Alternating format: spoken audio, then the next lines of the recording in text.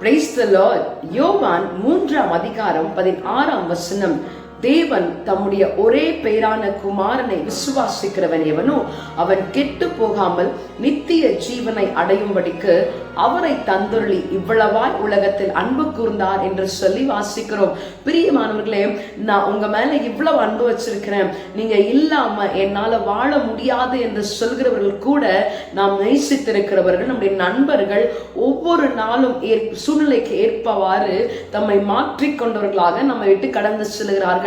ஆனாலும் நம் மீது கொண்ட அன்பின் நிமித்தமாக எவ்வளவா எங்களை நேசிக்கிறேன் என்று கேட்ட பொழுது தம்முடைய கரங்களை விரித்தவராக இவ்வளவா உங்களை நேசிக்கிறேன் என்று சொல்லி தம்முடைய ஜீவனை சிலுவையிலே நமக்காக அவர் கொடுத்தார்.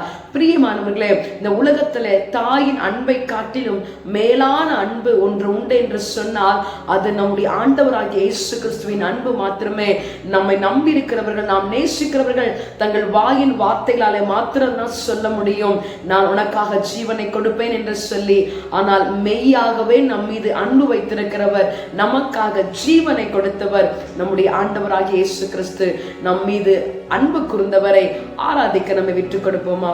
Praise the Lord. என்றென்றும் மாறாதது என் இயேசுவின் தூய அன்பு, என் வாழ்வில் தீராதது என் தேவனின் ஜீவ அன்பு.